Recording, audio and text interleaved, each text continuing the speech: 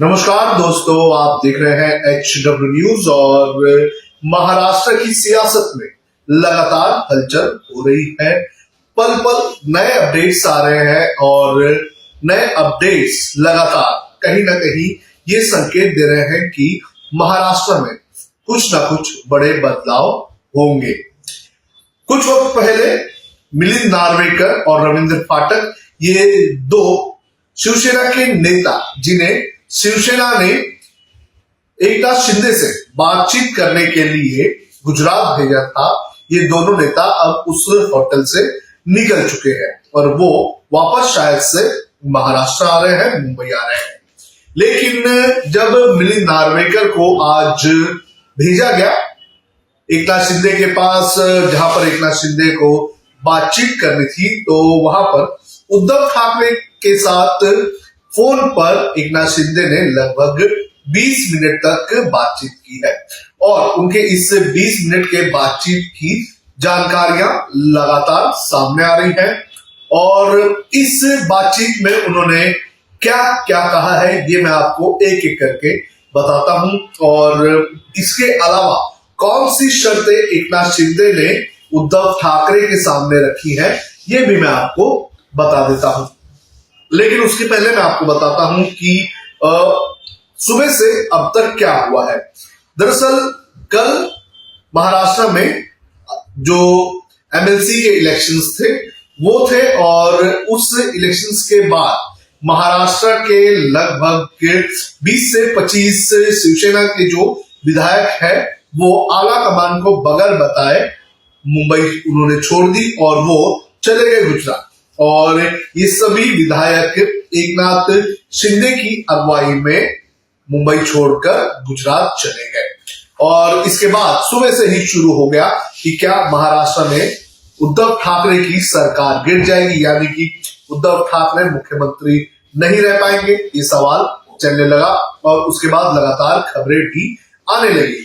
अब लगातार खबरें आ रही हैं महाराष्ट्र के खेमे से और देवेंद्र फडणवीस जो ये कहा जा रहा था कि इस पूरे खेल के मास्टरमाइंड है, वो भी इस वक्त मुंबई पहुंच गए हैं, ये जानकारी सामने आ रही है। शिवसेना ने एकनाथ शिंदे के ऊपर एक्शन लिया है। शिवसेना ने एकनाथ शिंदे को जो असेंबली का जो विधायक दल का जो नेता है उस पद से हटा दिया है और कुछ वक्त पहले बातचीत हुई एकनाथ शिंदे और उद्धव ठाकरे की और इस बातचीत में क्या कहा है एकनाथ शिंदे ने ये मैं आपको बता देता हूं। लगभग 20 मिनट बातचीत हुई है। उद्धव ठाकरे के अलावा एकनाथ शिंदे ने रश्मि ठाकरे से भी फोन पर बात की है। कल जब जो MLC के इलेक्शन हुए तो इलेक्शन के बाद एकनाथ शिंदे गायब हो गए थे और वो उद्धव ठाकरे का भी फोन नहीं उठा रहे थे और अब जो बातचीत हुई है इसमें एकनाथ शिंदे ने उद्धव ठाकरे को ये कहा कि उन्होंने अपने बारे में तय कर लिया है कि उनको क्या करना है और अब जो शिवसेना है उसे तय करना है कि शिवसेना क्या करेगी। ये बात तो उद्धव ठाकरे को एकनाथ शिंदे ने फोन पर कही है। इसके बाद उद्धव ठाकरे ने एकनाथ शिंदे ने ये भी कहा उद्धव ठाकरे को कि ना तो उन्होंने पद छोड़ा, ना तो पार्टी छोड़ी और ना ही दूसरे पार्टी में उन्होंने कोई भी समावेश किया, फिर भी उनको उनके पद से क्यों हटाया गया, ये सवाल एकनाथ शिंदे ने उद्धव ठाकरे से पूछा है। इसमें और भी कई सारी बातें हुई हैं। आपको बता दें कि दो शर्तें, काफी महत्वपूर्ण शर्तें जो है वो रखी गई थी एकनाथ शिंदे की तरफ से और इसके अंदर एकनाथ शिंदे ने ये कहा है कि शिवसेना को बीजेपी के साथ मिलकर ही सरकार बनानी होगी, यानी कि जो सरकार इस वक्त महाविकास आघाड़ी की है वो सरकार ने शिवसेना को छोड़नी होगी, शिवसेना को महाविकास आघाड़ी के साथ मिलकर सरकार नहीं बनानी होगी और उन्हें बीजेपी के पास जाना होगा। इसके बाद एक और शर्त जो एकनाथ शिंदे ने रखी है वो शर्त यह है कि कभी भी शिवसेना ना तो कांग्रेस के साथ गठबंधन करेगी और ना ही वो एनसीपी के साथ गठबंधन करेगी। ये दो बहुत बड़ी शर्तें इस वक्त एकनाथ शिंदे ने रख दी है उद्धव ठाकरे के सामने, और उद्धव ठाकरे को अब फैसला लेना है कि उद्धव ठाकरे आगे क्या करेंगे, कैसे अपनी सरकार बचाएंगे, क्योंकि ये एक बड़ी ही विकट परिस्थिति इस वक्त उद्धव ठाकरे के सामने आ चुकी है। और जो जानकारी आ रही है, जानकारी ये बता रही है कि एकनाथ शिंदे के पास इस वक्त लगभग 33 से भी ज्यादा विधायक हैं। महाराष्ट्र में शिवसेना के पास आपको बता दें कि लगभग 55 विधायक हैं, और इसमें से अगर 35 के आसपास विधायक अगर एकनाथ शिंदे के पास है तो ये उद्धव ठाकरे के नेतृत्व पर काफी ज्यादा सवाल खड़े करता है। क्योंकि अगर एक पार्टी के आधे से ज्यादा विधायक अगर किसी एक नेता के पीछे है तो पार्टी में उसकी चलनी चाहिए और कायदे से पार्टी में उसका कंट्रोल होना चाहिए। और अब जो खबरें आ रही हैं, खबरें ये बता रही है कि एकनाथ शिंदे के पास लगभग 35 से भी ज्यादा शिवसेना के विधायकों का समर्थन है, और ये विधायक इस वक्त एकनाथ शिंदे के साथ गुजरात के होटल में है। अब जानकारी ये भी सामने आ रही है कि एकनाथ शिंदे हो सकता है कि वो शिवसेना से अलग हो जाए और नई पार्टी बनाए, और नई पार्टी बनाकर वो बीजेपी को अपना समर्थन दे और बीजेपी को समर्थन देकर वो सत्ता में चले जाए।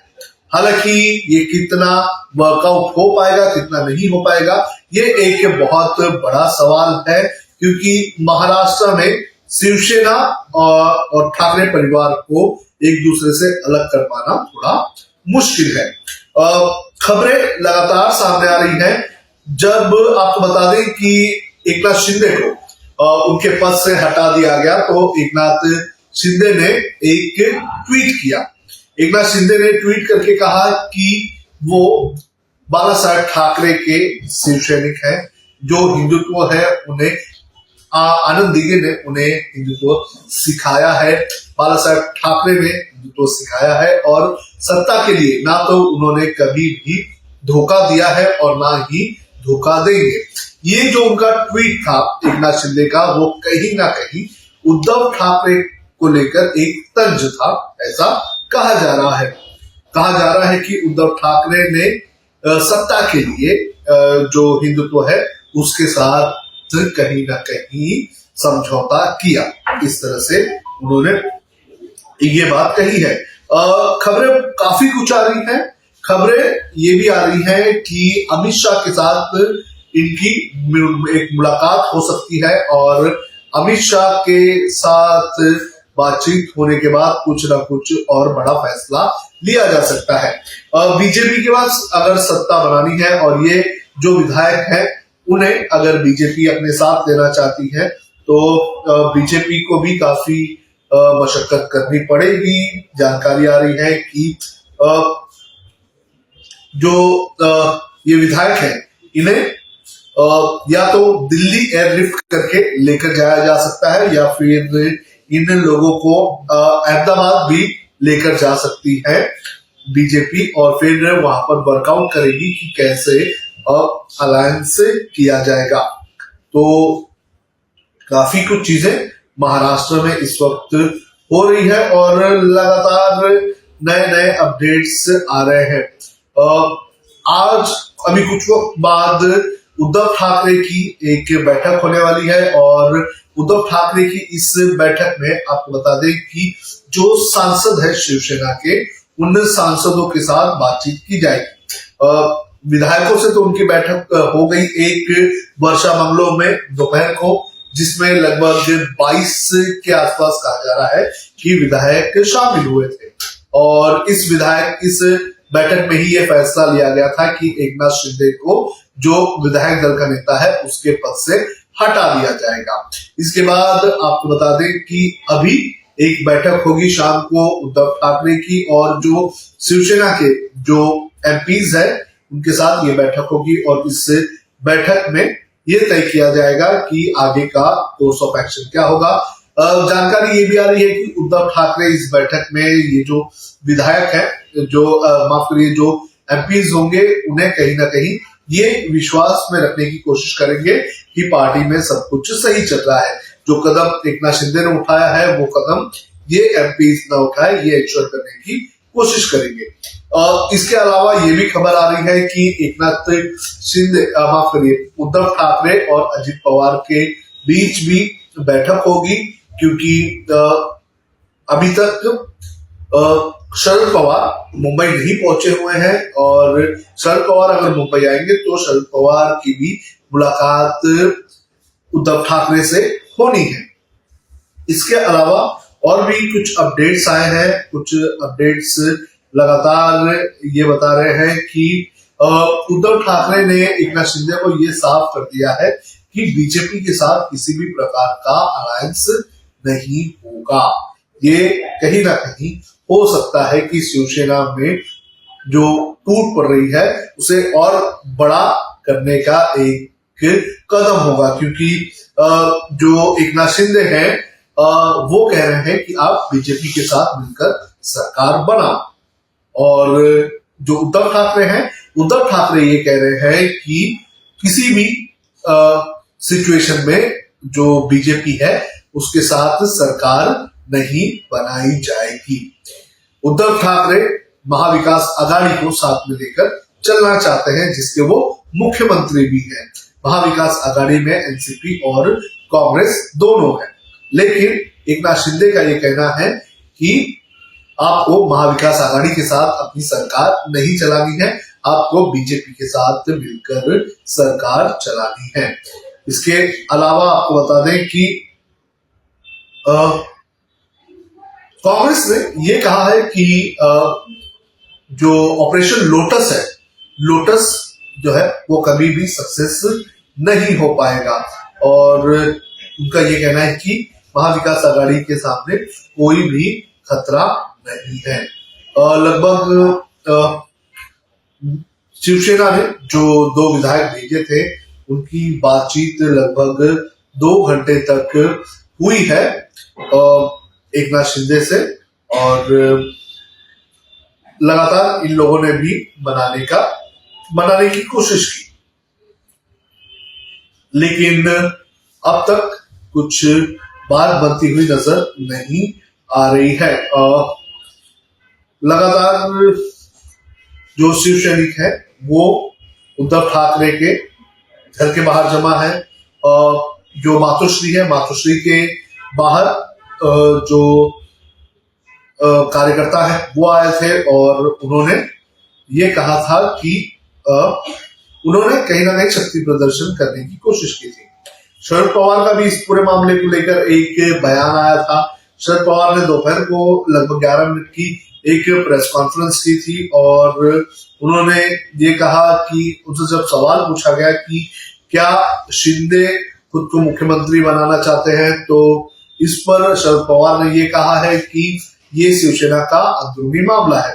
शिवसेना शरद पवार की अगर बात करें तो उन्होंने कहीं ना कहीं ये कहा है कि उनकी सरकार में मुख्यमंत्री उद्धव ठाकरे ही रहेंगे, उद्धव ठाकरे के अलावा दूसरा कोई मुख्यमंत्री नहीं रहेगा।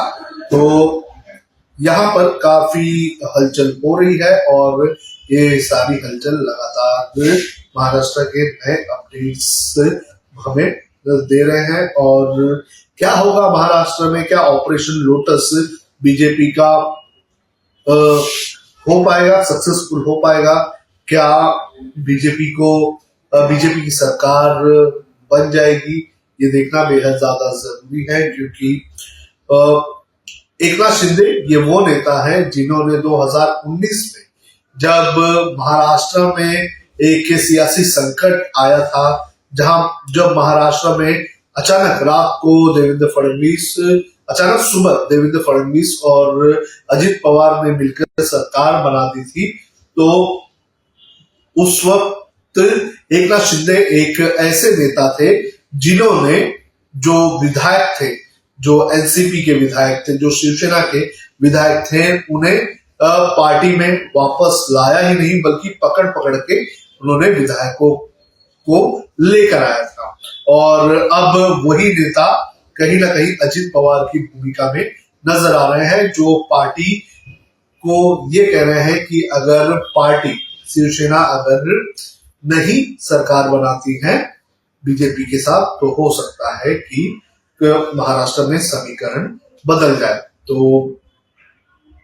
और क्या क्या होगा ये देखना जरूरी है महाराष्ट्र में, और लगातार